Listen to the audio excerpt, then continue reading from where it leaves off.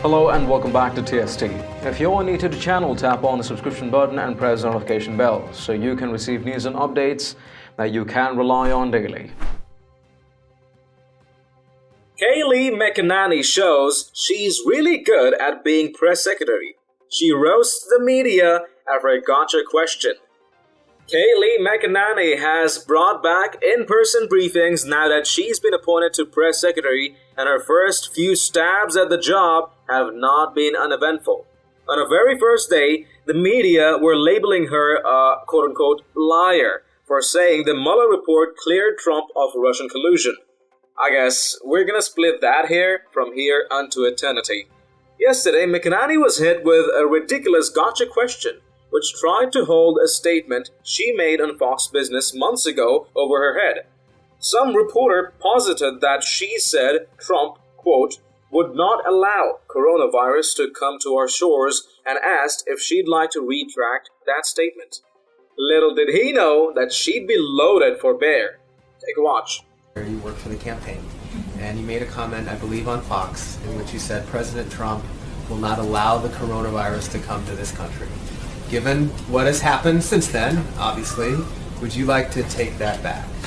Well, first, let me note, I was asked a question on Fox Business about the president's travel restrictions. I noted what was the intent behind those travel restrictions, which is we will not see the coronavirus come here. We will not see terrorism come here, referring to an earlier set of travel restrictions. I guess I would turn the question back on the media and ask similar questions. Does Vox want to take back that they proclaim that the coronavirus would not be a deadly pandemic? Does the Washington Post want to take back that they told Americans to get a grip, the flu is bigger than the coronavirus? Does the Washington Post likewise want to take back that our brains are causing us to exaggerate the threat of the coronavirus? Does the New York Times want to take back that fear of the virus may be spreading faster than the virus itself? Does NPR want to take back that the flu was a much bigger threat than the coronavirus? And finally, once again, the Washington Post, would they like to take back that the government should not respond aggressively to the coronavirus? I'll leave you with those questions, and maybe you'll have some answers in a few days. Kayleigh, Thank you very much.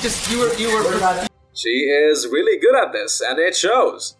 We've missed this kind of wit with a smile in the press room, and it's a very effective way to shame the media for their ridiculousness. As McEnany points out, if we're gonna ask people to take back things they said before we even knew this was a pandemic, the media should be at the front of the line. They printed countless stories downplaying the threat of the virus and bashing President Trump for his early measures. You can tell she did her homework and was expecting someone to bring up that clip of her from Fox Business. Instantly, she starts listing the stories from NPR, the Washington Post, the New York Times, etc. that mislead Americans.